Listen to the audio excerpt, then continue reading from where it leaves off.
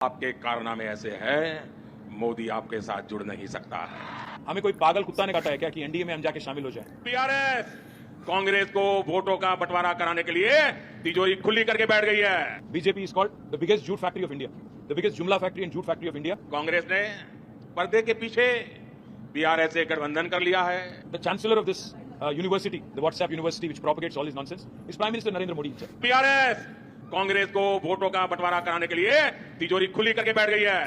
पर्दे के पीछे खेल चल रहा है, बैकडोर एंट्री ये बीआरएस और कांग्रेस की भरपूर चल रही है। That he has not allowed us into NDA. हमें कोई पागल कुत्ता ने काटा है क्या कि एनडीए में हम जाके शामिल हो जाएं? आज पूरे के पूरे पार्टी आपको एनडीए को छोड़ के बाहर जा रहे हैं।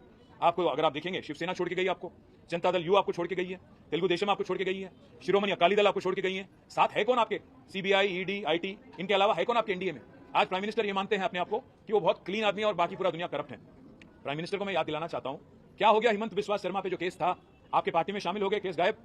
हमारे यहाँ के जो एमपी हैं सीएम रमेश और सुजना चौधरी, उन पे आरोप लगाए, केस भी लगाए, ईडी, सीबीआई, आईटी, क्या हो गया केसों का? नारायण राणे पे केस क्या हो गया?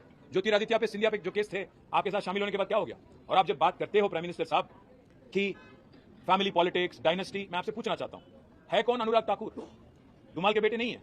ज्योतिरादित्य सिंधिया कौन है? माधवराव जी के बेटे नहीं है क्या? है कौन जय शाह? कोई क्रिकेटर है? कोई बहुत बड़े कोच है? कौन है जय शाह? क्या आपने उनको बीसीसीआई के जनरल सेक्रेटरी बना दिया? आप जब बात करते हो प्रधानमंत्री जी, सोच के संभल के करना, क्योंकि केसीआर फाइटर है, वो चीटर के साथ काम नहीं करते। केसीआर जी कभी भी जिंदगी में आप जैसे लीडरों के साथ, आप जैसे पार्टियों के साथ कोई समझौता नहीं करेंगे। हम पूरे विश्वास के साथ ये कहते हैं, हम कोई दिल्ली के गुलाम नहीं है, हम गुजरात के गुलाम नहीं है, दिल्ली के गुलाम नहीं है।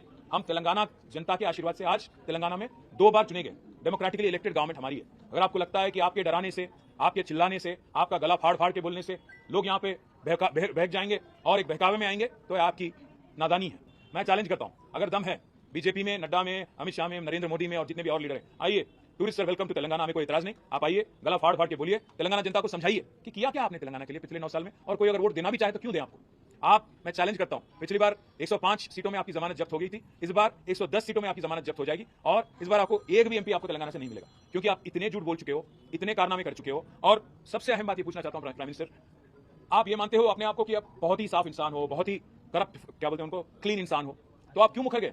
जेपीसी अदानी के मामले में जेपीसी से क्यों डरते हो?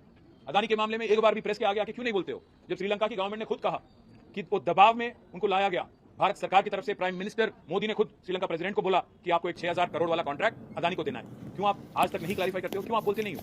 हर किसी को डरा के, धमका के जो काम चलाने की तरीका आपने सीखा है, मैं प्रधानमंत्री जी आपसे कहता हूं, ये तेलंगाना में ना चलेगी। आपकी जितने भी यहाँ पे साजिशें हैं, आपकी जितने भी यहाँ पे कोशिशें हैं, सारे के सारे नाकाम रहेंगे।